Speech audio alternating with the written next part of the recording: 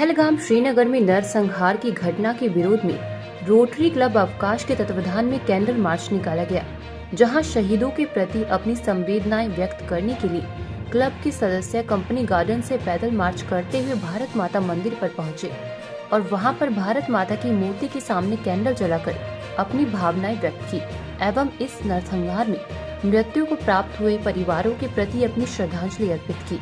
Report Amarjeet Singh. Abhay Kumar Agarwal.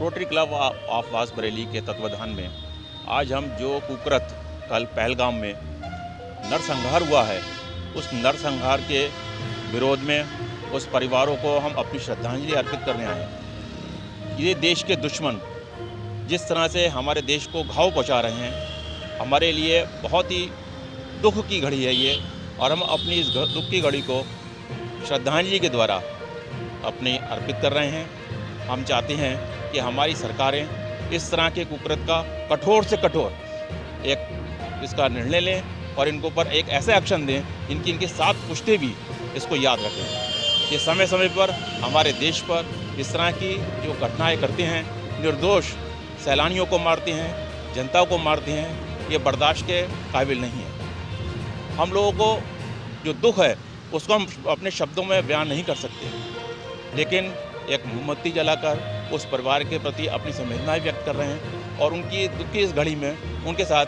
हम लोग खड़े हुए हैं। और इसके अलावा कोई शब्द नहीं है जो हम इसके लिए हम आपको कह पाए।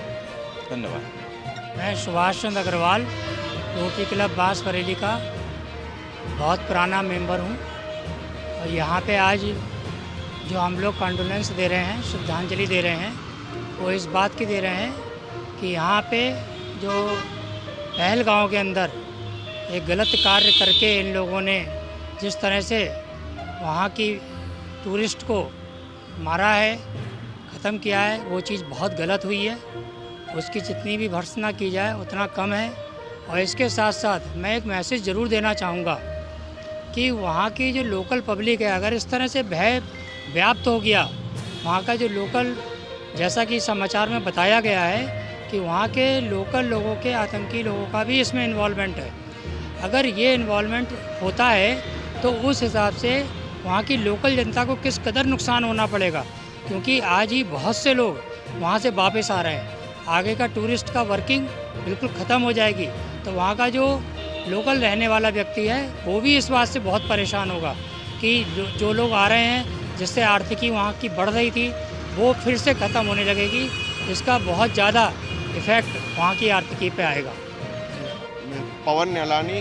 हम लोग आज यहाँ पर पुलवामा में जो शहीद हुए हैं उसके प्रति हम श्रद्धांजलि अर्पित करने के लिए यहाँ पर सभी लोग उपस्थित हुए हैं और सच्चे मन से उनको श्रद्धांजलि देते हैं। हम चाहते हैं कि सरकार से कि ऐसी कठोर कार्रवाई की जाए जिन्होंने ये गलत कृत्य किया है, और निर्दोष लोगों की जो जानें गई हैं उसके लिए हम संवेदना व्यक्त करते हैं और सरकार से अपील करते हैं कि इनके खिलाफ सख्त से सख्त कार्रवाई करके और इनके